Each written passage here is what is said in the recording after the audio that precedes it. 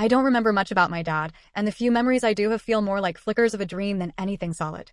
He died when I was 5. Heart attack in the middle of the night, and that was it. One day he was reading me a bedtime story, his voice low and warm as I fell asleep on his shoulder, and the next, he was gone. I didn't even get to go to the funeral. Megan, my mother, said children didn't need to see such things. Megan didn't cry. Not at the funeral, not when she told me the news, not once. That was the first time I understood what kind of woman my mother really was. Crying is for the weak, Julia, she told me when I asked her why she wasn't sad. You'll learn that soon enough. I was already starting to learn. After my dad died, our house changed. It wasn't just that he was gone. His presence, his laughter, his easygoing chaos. But the atmosphere shifted. Cold. Quiet. Like someone had turned down the thermostat and locked all the windows. Megan stopped listening to music. She boxed up all of Dad's books, even the ones in my room. His clothes were donated within 2 weeks. His favorite chair vanished from the living room like it had never been there. She turned our home into a museum of performance. Everything had to be clean, neat, controlled. Our mornings were military. Wake up at 6:30 sharp. Teeth, hair, clothes ironed the night before. No excuses, no delays. If I so much as missed a button or if my socks didn't match, she'd give me that look. The one that made my stomach sink into my knees. She didn't yell, not usually. She didn't need to. Disappointment hung off her like perfume. Meals were timed and quiet. Elbows off the table. Chew with your mouth closed. Compliments were rare and always conditional. Good job on your spelling test, but you made a mistake on number 7. I was 7 years old and already terrified of doing anything wrong. I tried to bring home a drawing I'd made in art class once. A silly sketch of our cat, Pepper, sitting in a teacup. Megan barely glanced at it. Art doesn't get you anywhere, she said. You want to impress me? Win a math competition. She ripped it in half and dropped it into the trash. I learned very early what was acceptable and what wasn't. Emotions were not acceptable. Anger, sadness, even joy, they were all inconvenient. Any sign of vulnerability was seen as weakness, and weakness was dangerous. It didn't take long before I stopped feeling anything at all. School was better, but only because it gave me somewhere else to be. I wasn't allowed to have friends over. Megan said they were distractions. When I asked if I could go to someone else's house, she'd say no, because she didn't trust other people to raise their children right. You don't know what goes on in those homes, she said. You're safe here. Don't be stupid. And being stupid was the ultimate sin in Megan's world. She used that word often. Don't be stupid. Why are you acting stupid? Only stupid people waste their time on nonsense. I heard it so much I started thinking it was part of my name. Julia Stupid. She controlled everything. My clothes had to be conservative and colorless, navy blue, gray, brown. No bright colors, no patterns, no glitter, even when I was small and wanted to dress like the other girls. You're not some clown, she'd snap. You're a young lady. Act like one. I had to keep my hair in a tight braid, and when I got old enough to want to try makeup, she threw out the drugstore mascara I'd bought with lunch money I secretly saved. You look like a tramp, she said. I was 13. At home, we barely spoke unless she was giving me instructions. Homework was reviewed every evening. I had to lay it out on the kitchen table while she went through it with a red pen. She wasn't a teacher, but she thought she was smarter than all of them. If I made a mistake, she'd make me redo the whole assignment from scratch. By the time I was 9, I stopped making mistakes. I wasn't allowed to watch TV unless it was something she approved of, documentaries usually. No cartoons, no music videos, nothing she considered dumb. She installed internet filters and kept the computer in the dining room, with the screen facing the hallway so she could check what I was doing at any time. She read my texts, made me hand over my phone at night, and tracked my location with an app. If I ever turned it off, I'd be grounded. I once tried to sneak my phone into the bathroom and got caught. She made me stand in the hallway while she read every message I'd sent to my classmate Nora aloud. Every single one. Then she asked if I was a lesbian. I didn't even know what to say. I wasn't allowed to date. Megan said boys would ruin my life, and if I got pregnant, she'd throw me out of the house. I believed her, so I didn't date. I didn't go to dances. I didn't get to be a teenager like the others around me. My childhood was a schedule, a performance, and I was always terrified the mask would slip. I kept a diary once. Just a little notebook I hid under my mattress, where I wrote down how I felt. I didn't write anything scandalous, just how I was tired or sad or missed my dad. One day she found it. She didn't say a word. She just put it on my bed, ripped to pieces. The message was clear. Pepper, my cat, was the only living thing in that house that felt like warmth. She would curl up on my bed at night, purring in a way that made me feel like maybe someone loved me. But one day, when I was 12, Megan said Pepper had scratched the couch. I didn't see it happen, and there was barely a mark. But the next day, Pepper was gone. She ran away, she said, not even bothering to sound convincing. I knew what had really happened. I think that was the day something in me shut off for good. At school, teachers praised me. I got straight A's, won science fairs, earned perfect attendance. They thought I was brilliant, well-behaved, focused. Some even called me mature for my age. If only they knew. I started developing stomach aches around age 10. Constant pain, like a knot of ice under my ribs. Doctors couldn't find anything wrong. Megan said I was imagining it. You want something to complain about? I'll give you something to complain about. She said it like a joke, but her eyes were dead serious. There was no room for pain in Megan's house. Physical or emotional. Pain was drama. Drama was weakness. And weakness had no place in the family she was trying to build. But it wasn't a family. It was a dictatorship with one ruler and one prisoner. She never hit me. Not once. And that made it worse in some ways, because I couldn't explain what was wrong. There were no bruises. No screaming. Just a constant tension. A sense that everything I did was being watched, judged, and found lacking. Every action had consequences. Every emotion was a liability. Once, during a parent-teacher conference in 8th grade, my homeroom teacher told Megan that I seemed a bit withdrawn. I remember Megan's smile. Tight. Frozen. Well, she said, we don't encourage emotional outbursts in our home. I could tell from the look in his eyes that he didn't know how to respond. No one ever did. To outsiders, Megan was composed, articulate, polite. She volunteered at school events, baked for charity drives, helped organize PTA meetings. She was respected, even admired. People called her involved, devoted, graceful under pressure. I wanted to scream. No one knew that if I forgot to vacuum the stairs, I had to write a full apology letter and recite it aloud after dinner. No one knew that if I left toothpaste in the sink, I'd lose all privileges for a week. No music, no books except school ones, no conversations that weren't strictly about logistics. Every detail of my life was under her control. Clothes, food, grades, friends, schedule. Even my thoughts didn't feel like mine after a while. I'd hear her voice in my head when I reached for something she wouldn't approve of. Put it back. That's trash. You're better than that. And the worst part? I believed her. I really thought she was right. That I was only worth something if I was perfect. That being human meant being a failure. That love was conditional always. So I tried. I became the perfect daughter. I wore what she picked. I read what she wanted. I got the grades. I kept my mouth shut. I didn't cry. And she praised me for it. You're so much more mature than other girls your age, she said once, with something close to pride in her voice. I've raised you right. But inside, I felt hollow. Just a statue in a clean house. And I didn't know how much longer I could live like that. People called me exceptional. In high school, I was the president of 3 clubs, debate, National Honor Society, and the Community Outreach Committee. I had a 4.0 GPA, took 6 AP classes, volunteered at the local animal shelter, and still managed to show up at every pep rally, student council meeting, and bake sale with a fake smile glued to my face. I was everywhere. Doing everything. Perfectly. That's what everyone thought.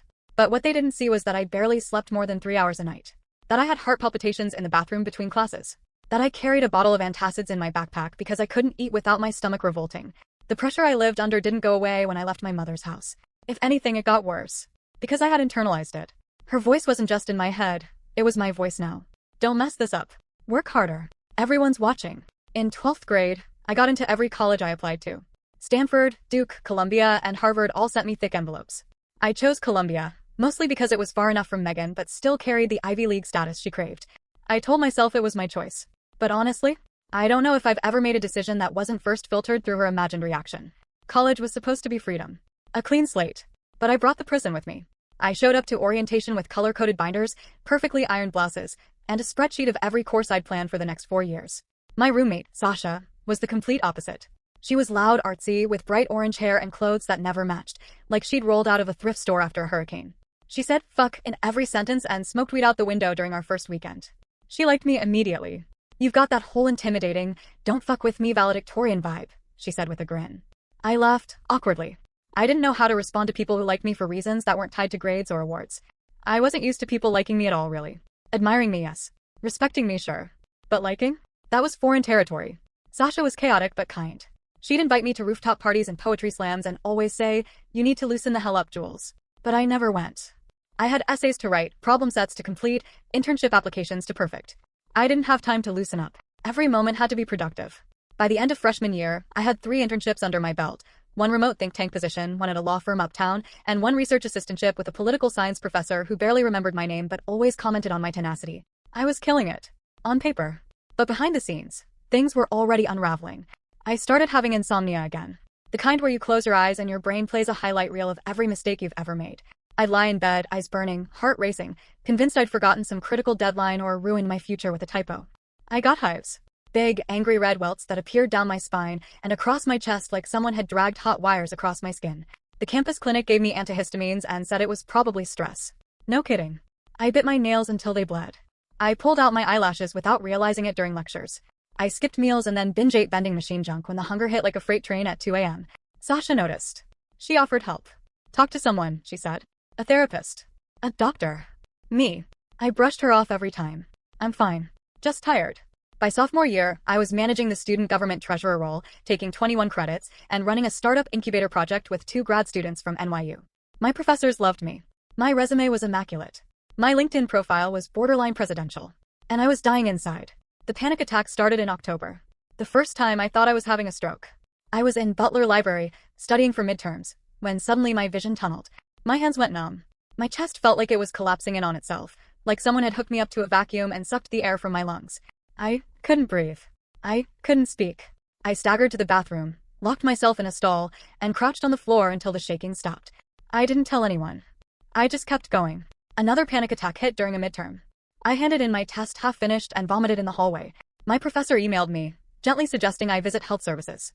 I never replied. I couldn't afford to fall apart. That's what I told myself. Breaking down wasn't an option. But breakdowns don't wait for your permission. In late November, I stayed awake for 3 days straight trying to finish a grant proposal draft for a research fellowship. I'd already submitted a midterm paper, a project summary, and 2 event proposals for the incubator that week. I was surviving on caffeine pills and zero-calorie energy drinks. My hands were shaking so badly that I had to hold them against my thighs to stop the tremors while typing. And then one afternoon, I just stopped. I don't remember the exact moment. One second I was typing, the next I was staring at the wall, blinking, and I couldn't remember how I'd gotten there. My brain just froze, like it had run out of RAM and crashed. I stood up to go to the bathroom and collapsed in the hallway of my dorm. Sasha found me 30 minutes later, curled on the floor, muttering something over and over. I don't know what it was. She called 911. The paramedics thought I'd overdosed. At the hospital, they ran tests. No drugs. No alcohol. Just extreme exhaustion, dehydration, and what the attending physician called a major acute stress reaction. A nervous breakdown. I spent 4 days in a psychiatric ward on the Upper West Side. That was the first time I'd ever been out of control. Really out of control. No planner. No laptop. No deadlines. Just blank white walls, paper gowns, and a nurse named Danny who brought me warm tea and said, "You don't have to earn rest." I cried for the first time in years. I mean, really cried. Loud, ugly sobbing that shook my ribs. I cried for my childhood. For Pepper. For every moment I'd spent chasing approval. I cried because I didn't know who I was without a schedule or a goal. Megan didn't visit. She sent an email. One line. Pull yourself together. We don't fall apart in this family. I didn't reply. I was discharged with a diagnosis. Generalized anxiety disorder, obsessive-compulsive personality traits, and signs of burnout. The psychiatrist recommended a leave of absence. Therapy. Medication. Slowing down. But slowing down felt like death. So I went back to school 2 weeks later. Everyone welcomed me like a war hero.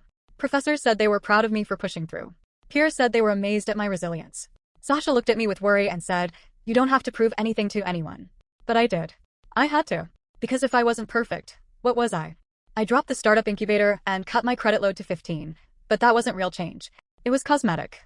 I still pushed. Still chased. Still faked the smile. Because perfection was the only thing holding me together. Even if it was killing me. When I got out of the hospital, I took an official academic leave from Columbia.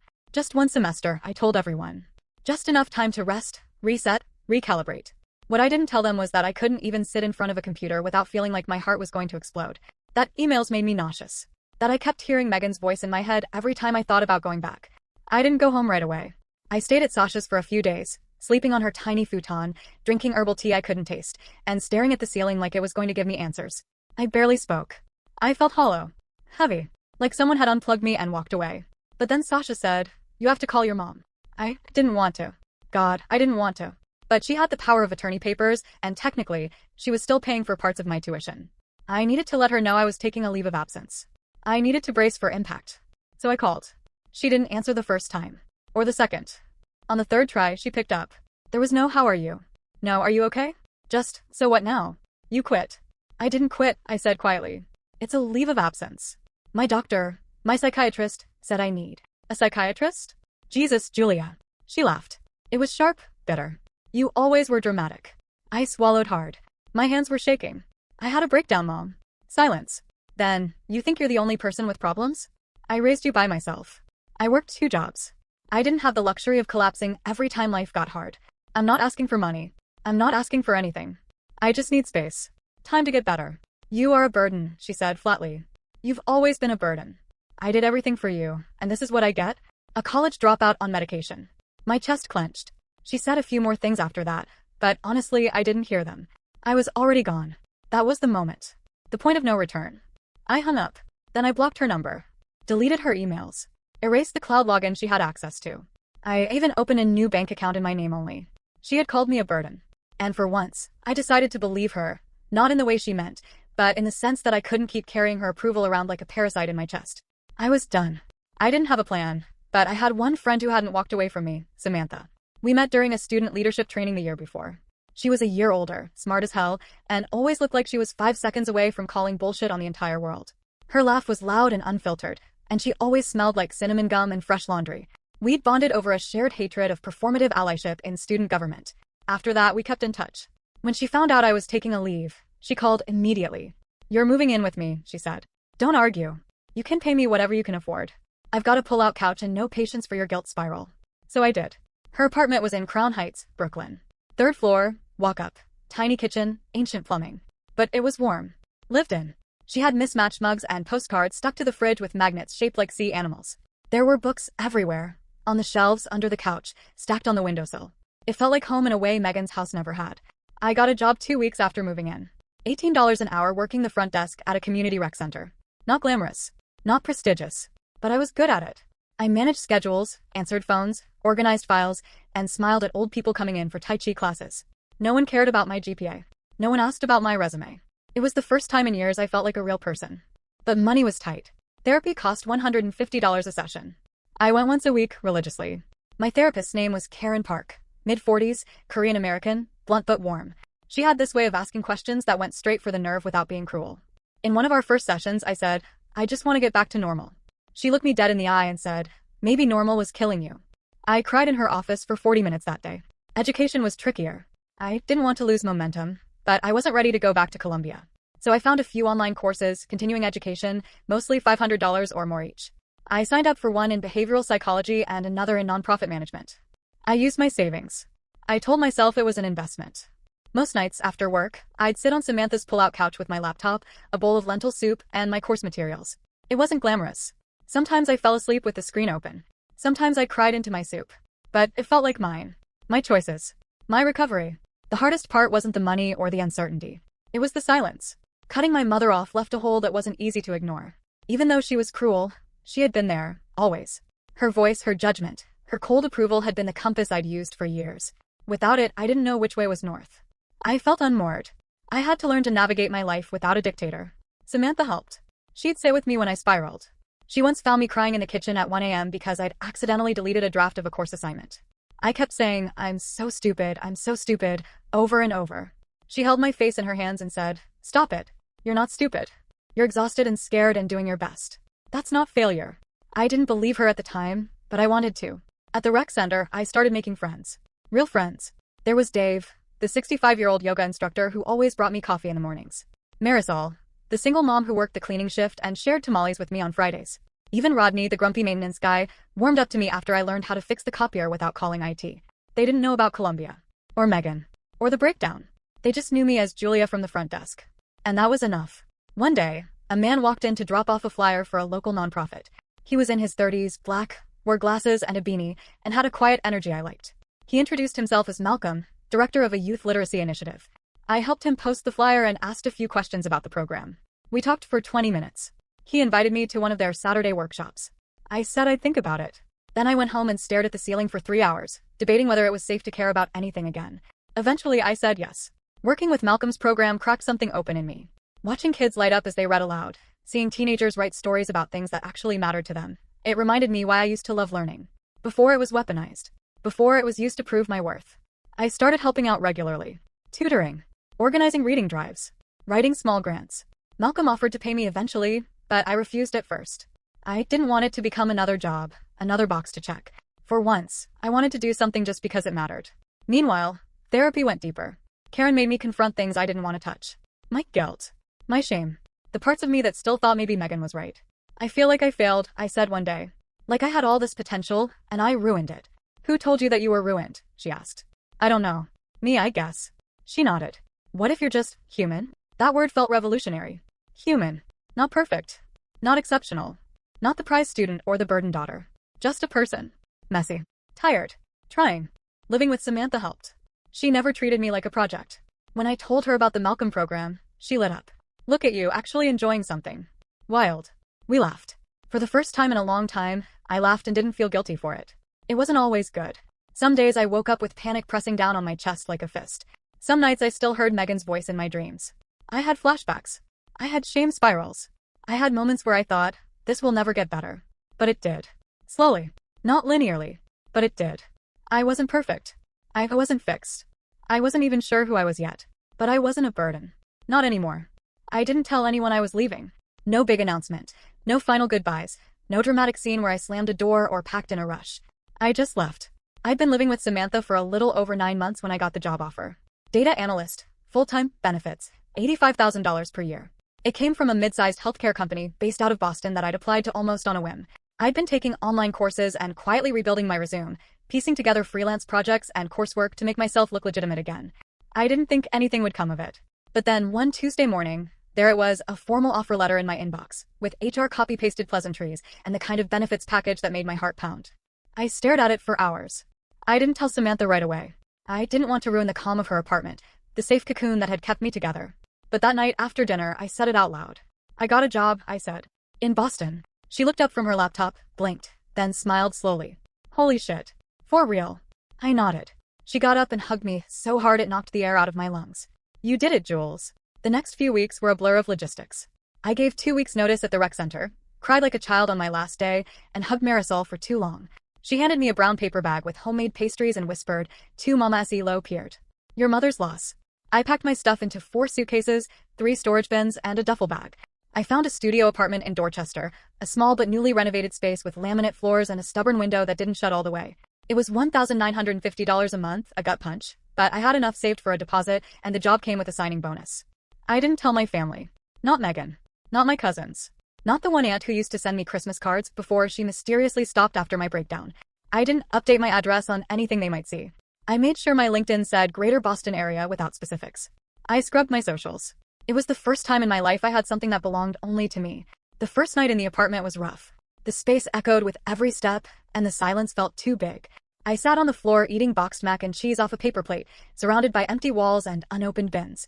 I should have felt triumphant, but all I felt was afraid. Not regret. Just the terror of the unfamiliar. The next morning, I bought a secondhand mattress off Facebook Marketplace for $150. The seller was a guy named Theo who insisted I take a desk chair too because you look like someone who works too much. He helped me load the mattress onto his truck and drove it to my building, refused gas money, and gave me a card for his sister's furniture resale business. You need shelves, he said, pointing at my stuff. Get shelves before this place eats you alive.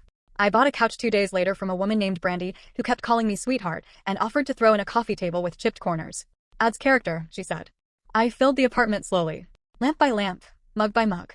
I wanted everything to feel like mine. No hand-me-downs from Megan. No things she once chose for me. I didn't even bring the linens I'd used at Samantha's. It had to be new. Not fancy, not expensive, but mine. The job was intense at first.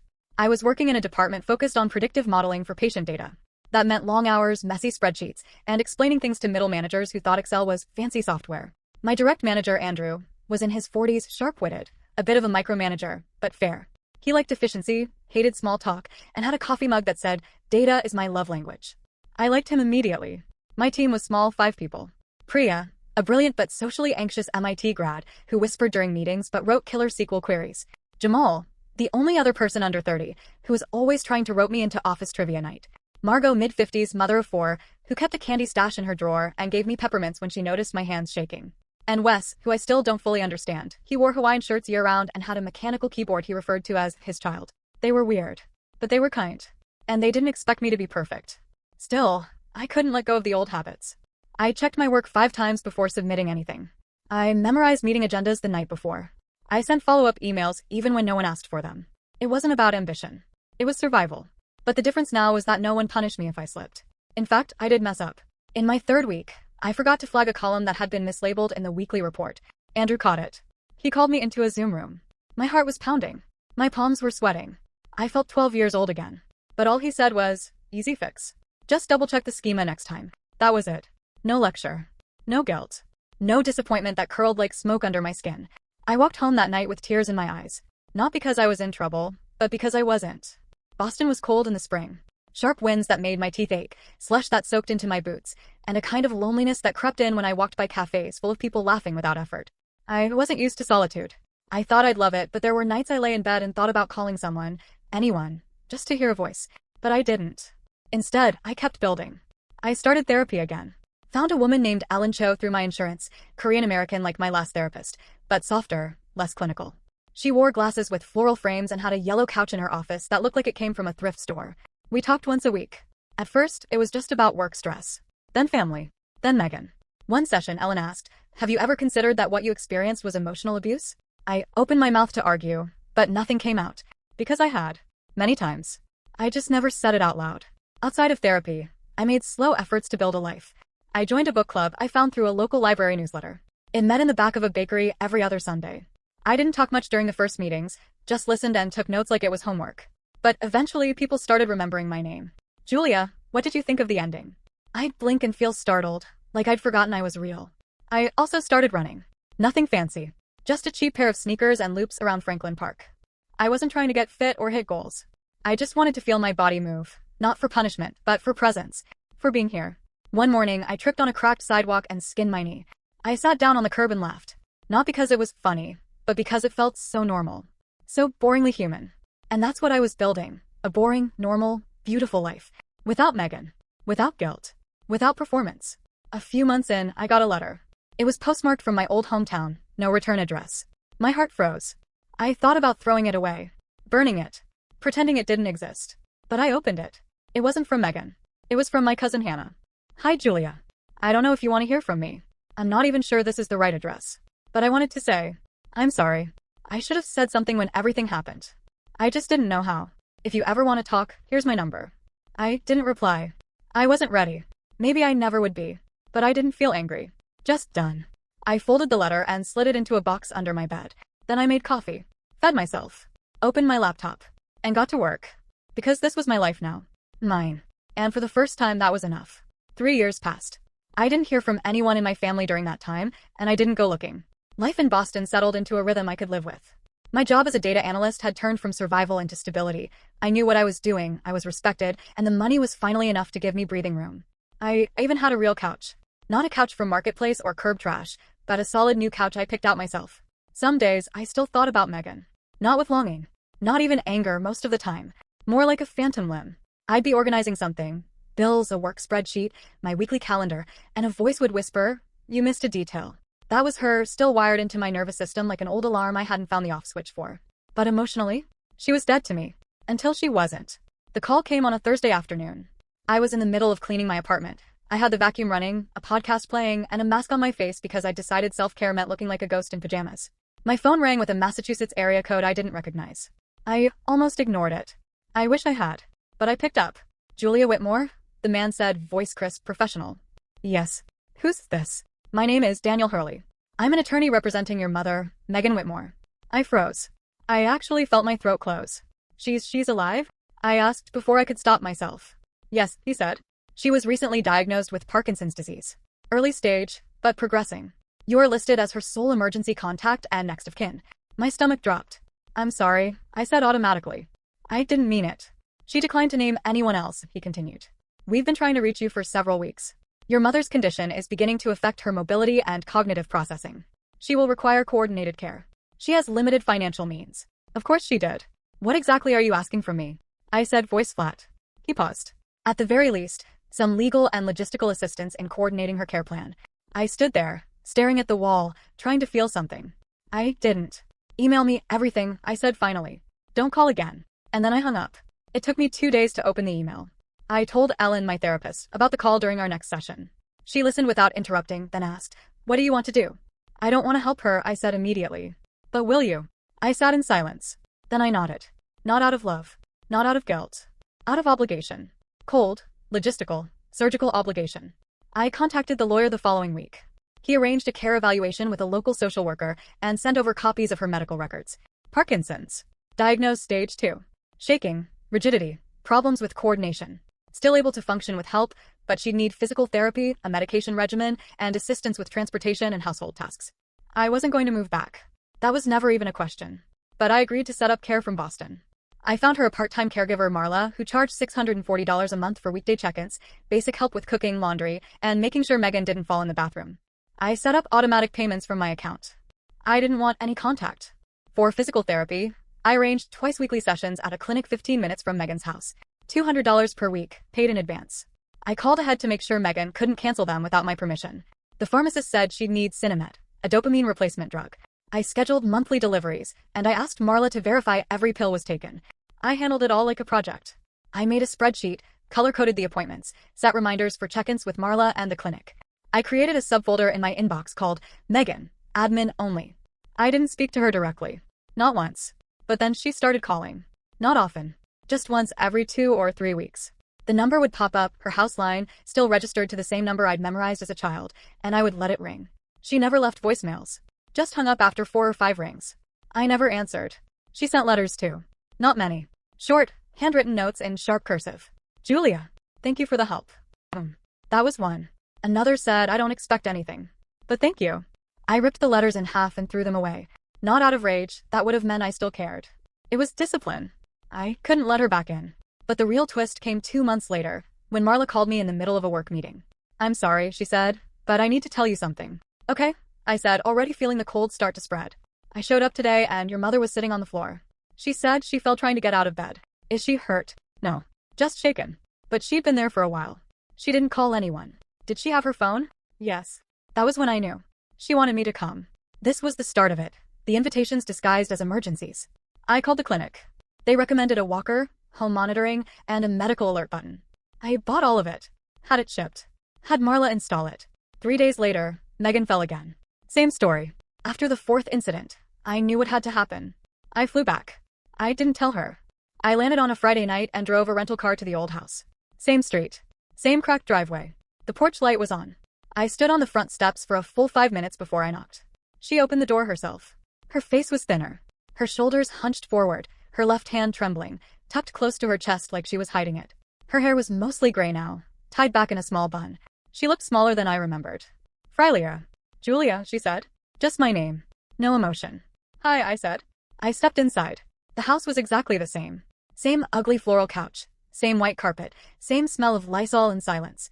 It was like stepping into a perfectly preserved tomb. I didn't know you were coming, she said. I didn't want you to, I replied. She didn't argue. We sat in the living room, not speaking for several minutes.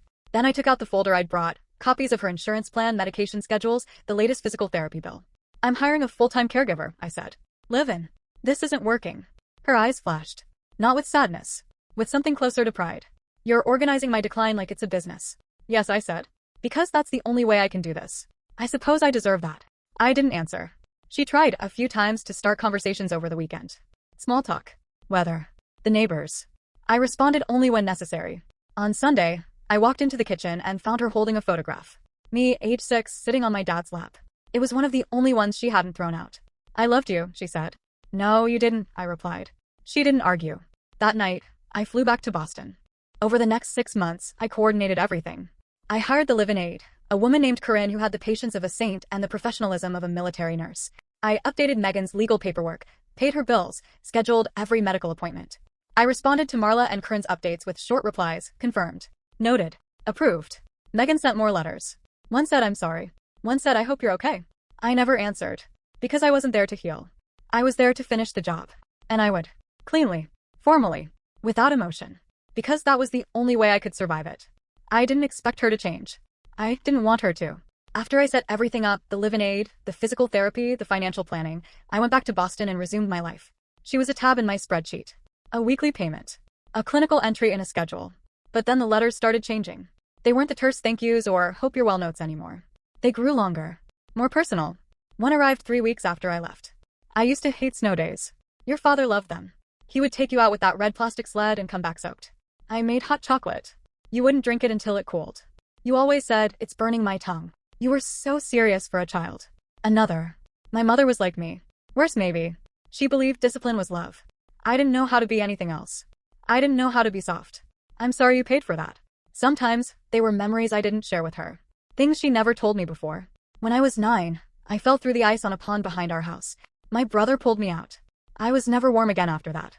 Even in summer. I read every letter. I never replied. She was trying in her own way. But trying didn't undo what she'd done. I didn't want reconciliation. I wasn't angry. I just didn't need her anymore. Corinne, the live-in aide, became my primary point of contact. She was in her mid-40s, originally from Baton Rouge, sharp-witted and blunt, with a honey-smooth southern accent that softened even her sternest words. She emailed me every Monday with updates. Mobility slightly declined. Medication adjusted by Dr. Clem. Appetite good. She asked for lemon cake. I baked it.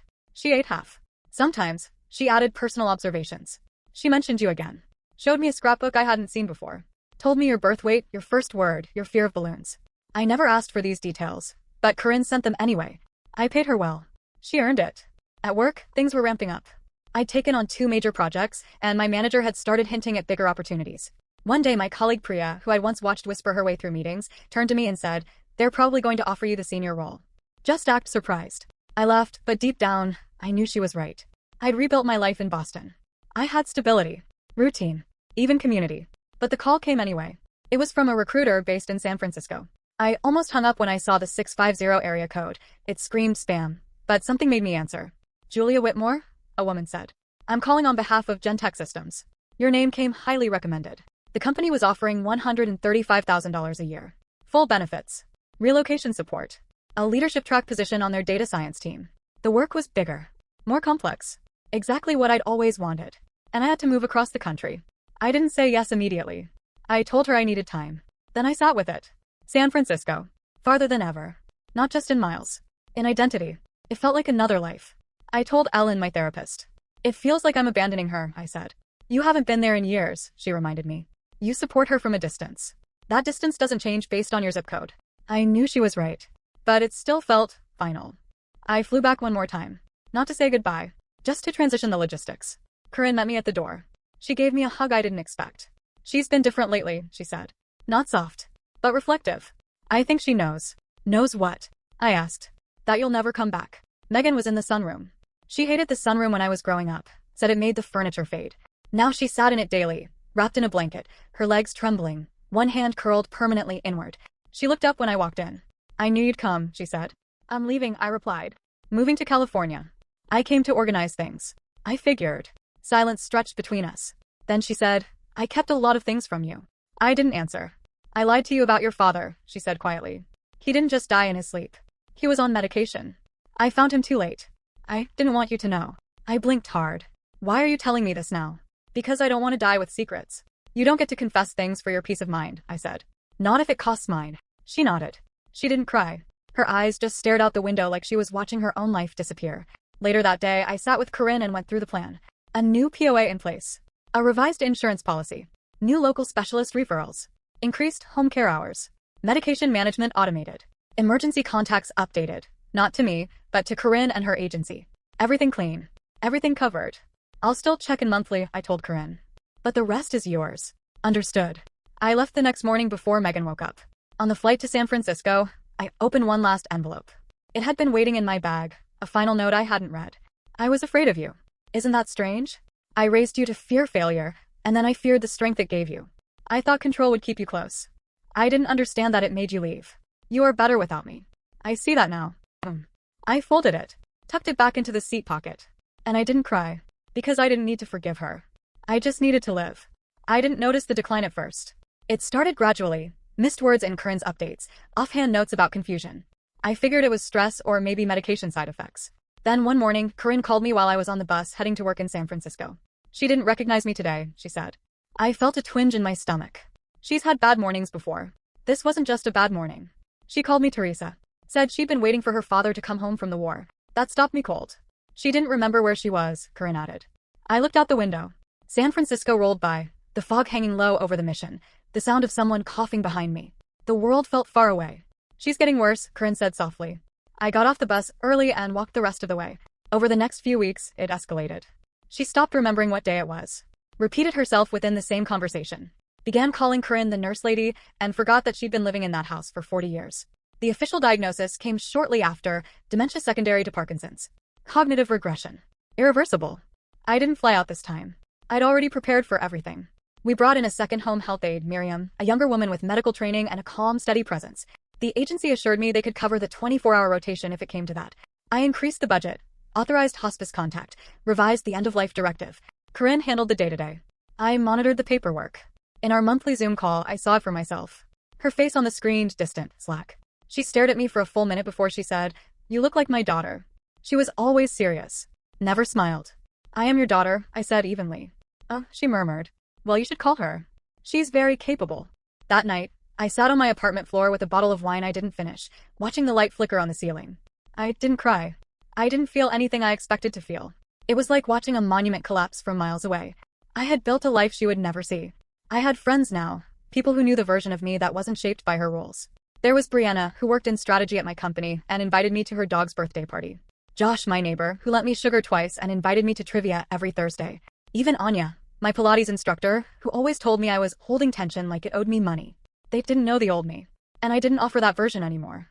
I told them my mother was sick, that she lived on the East Coast, that I managed her care.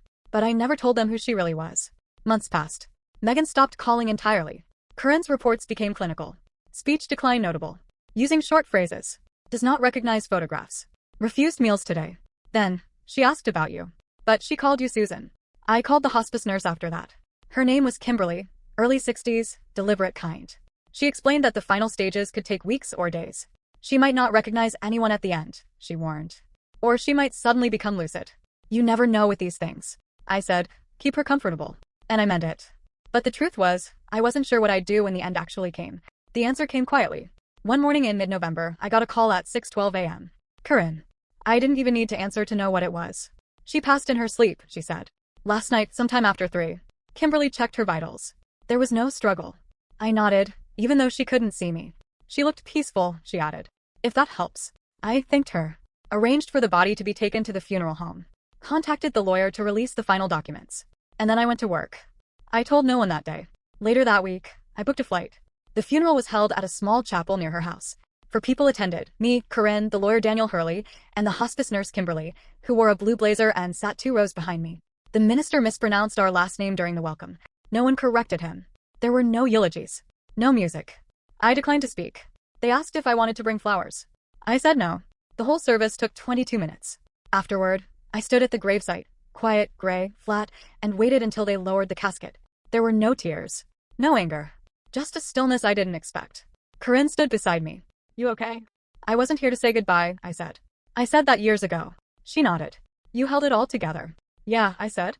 I did. And then I walked away. That night, I stayed in a hotel near the airport. Cheap place. Bad lighting, a noisy ice machine in the hallway. I lay in bed and stared at the ceiling tiles.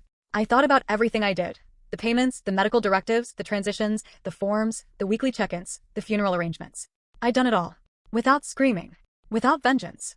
Without losing myself. And for the first time in my life, I realized something. I wasn't the burden.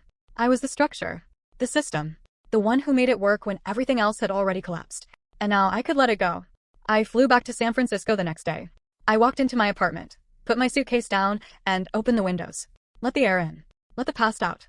Nothing dramatic. No breakdown. No final message in a letter. Just peace. Quiet. Like the end of a long day. And it was enough.